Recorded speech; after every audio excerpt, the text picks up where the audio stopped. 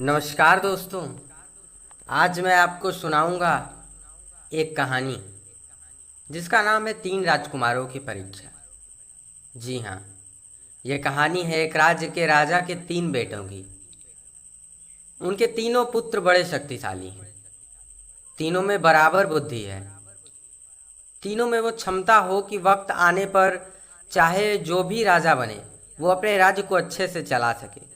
प्रजा के लिए, अपने राज परिवार के लिए वो सही फैसला ले सके, ऐसा राजा चाहते थे। और इसके लिए राजा ने सोचा कि हमारे तीनों बेटे अब बहुत ही ज़्यादा समझदार, बुद्धिमान, शक्तिशाली और हर कार्य में माहिर बन बन गया, तो इनकी एक परीक्षा ली जाए।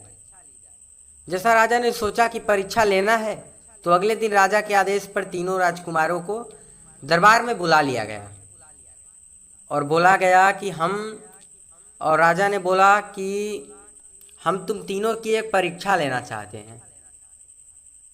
हमें अभी लगता है कि तुम तीनों अब उन सारी शिक्षाओं को पा चुके हो जिसका तुम हकदार हो, और इसलिए हम तुम्हारा एक परीक्षा लेंगे कि तुम तीनों ने गुरुकुल में क्या शिक्षा ली है। अब उन परीक्षा के बारे में उन तीनों को बताया गया कि आप तीनों राजकुमार को बारी बारी से 4-4 महीने के अंतराल में एक पेड़ को ढूंढने के लिए जाना होगा। लेकिन एक बात याद रखो कि वो पेड़ हमारे राज्य में तो है नहीं, इसलिए आपको दूसरे अलग अलग राज्यों में जाना होगा और उस पेड़ को ढूंढ करके हमें बताना है कि वो कैसा दिखता है। और उस पेड़ का नाम नाशपाती है। तो उस नाशपाती का पेड़ ढूंढने के लिए उन तीनों को 4-4 महीने के अंतराल पर जाना था। तो पहली बारी आई सबसे बड़े राजकुमार की। अब अगले दिन बड़ा राजकुमार निकला अपने राजमहल से उस पेड़ को ढूंढने के लिए, और वो ऐसे ही करके अपना राज्य छोड़कर दूसरे राज्य को चला, फिर दूसरा राज्य छोड़कर तीसरा राज्य, ऐसे ही 5 अलग अलग राज्यों में वह घूमा। एक राज्य में उसे नाशपाती का पेड़ मिला और पूरे अच्छे से देखा, और देख करके वो वापस आया। करीब 7 दिन बाद अपने राज्य पहुंचा, और पहुंचते ही सीधे राजा के पास गया और बोला, पिताजी, पहले तो मैं आपको प्रणाम करता हूँ। और कहा, पिताजी, मुझे वो नाशपाती का पेड़ मिला और मैंने उसको बारीकी से देखा, परखा। आप कहे तो मैं उसका विवरण दूँ। तो राजा बोले, बेटा, अभी नहीं बोलना है, अभी तुम धीरज रखो और ये बात किसी को मत बताना। और उसके 4 महीने के बाद दूसरा बेटा गया। वो भी अलग अलग राज्यों में घूमता फिरता, और उन्होंने भी नाशपाती का पेड़ देखा और वापस आ गए, और वह भी वापस आ गया। और उसके बाद सबसे छोटा बेटा गया, 10 अलग अलग राज्यों में भ्रमण किया, और उनमें से कुछ राज्यों में उसको नाशपाती के पेड़ के बारे में पता चला। तो उसने भी एकदम बारीकी से उस पेड़ को देखा, और उस पेड़ को देखने के बाद वह भी अपने राज्य को वापस चला आया। जब 1 साल के बाद तीनों की परीक्षा समाप्त हुई, तो तीनों को एक दिन राज दरबार में बुलाया गया। सारे मंत्रीगण वहाँ बैठे थे और बाकी अलग अलग राज्य के राजा वहाँ पर बैठे थे।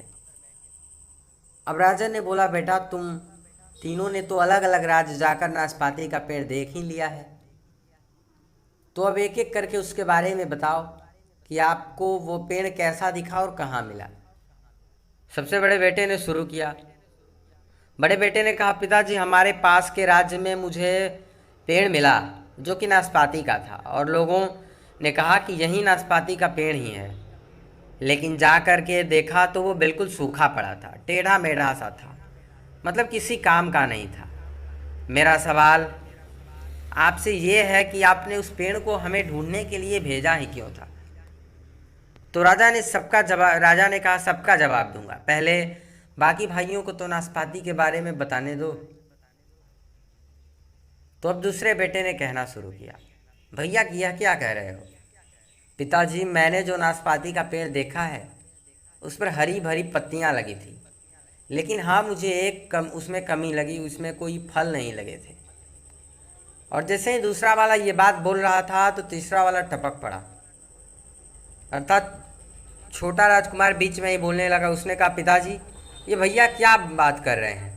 मैंने किसानों से कंफर्म किया कि आप लोगों के कि आस पास के लोगों से पता किया कि यह नाशपाती का ही पेड़ है और इसमें तो बहुत सारे फल लगे हुए थे। वो नाशपाती का पेड़ पूरा नाशपाती से भरा हुआ था।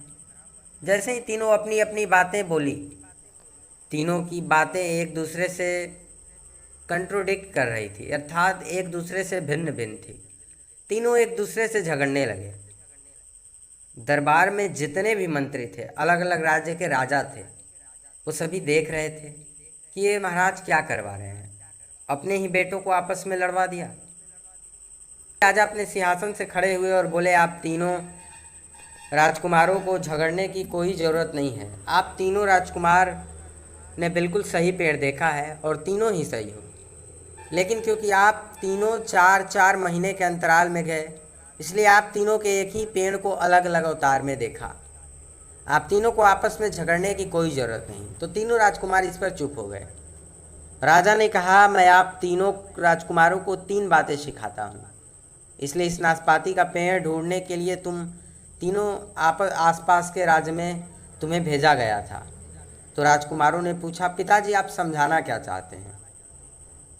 तो उन्होंने कहा, आप तीनों ने उस नाशपाती के पेड़ को अलग अलग टाइम पर, अलग अलग समय पर देखा और इससे 3 बातें सीखने को मिली। पहली बात, किसी भी चीज़ पर फैसला तब तक ना लें जब तक आप उसे आखिरी तक जान ना लें। चाहे वो अपने दोस्त हों, चाहे वो फैमिली मेम्बर हों, या कोई भी सिचुएशन हो, या कोई भी चीज़ हो, जब तक आपको उसके बारे में पूरी जानकारी ना हो तब तक उस पर डिसीजन ना लें। दूसरी बात बताते हुए राजा ने कहा, ज़िंदगी में कभी भी किसी भी बात को किसी इंसान को जज न मत करो।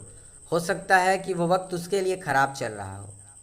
बड़े राजकुमार ने सोचा कि पेड़ सूखा पेड़ था, इसलिए नाशपाती के लिए वो मौसम ही खराब था, लेकिन एक समय ऐसा आएगा कि उसका भी समय आएगा। तीसरी बात जो सबसे ज़रूरी है, चाहे इंसान हो, चाहे जानवर हो, चाहे पेड़ पौधा हो, उसकी ज़िंदगी में कभी भी टाइम एक जैसा नहीं रहता। पेड़ पतझड़ में सूख जाता है और जब सावन आता है तो हरा भरा रहता है। इंसान दुख में हार जाते हैं। छोटे जानवर बड़े जानवर को देखकर डर जाते हैं और बड़े जानवर छोटे जानवर को खा जाते हैं। तो जब समय बदले, हमें भी समय के साथ चलना सीख जाना चाहिए। राजा ने ये तीनों बातें राजकुमारों को बताई। तो दोस्तों, आपको आज का हमारा यह छोटी सी कहानी, मोटिवेटेड कहानी जानकर कैसा लगा। और ऐसा नहीं है कि हम कोई भी कहानी सत्संग से बाहर सुनाते हैं, ये कहानी भी सत्संग में सुनाई गई थी। और आपका कोई भी सवाल सुझाव हो तो आप कमेंट बॉक्स में ज़रूर बताइएगा। और किस बात पर कहानी लाएं, कौन सी वीडियो लाएं, कैसी वीडियो लाएं, इस पे आप लोग कमेंट ज़रूर कीजिए। मिलते इसी प्रकार के अगली वीडियो में, तब तक के लिए सादर जय गुरुदेव, धन्यवाद।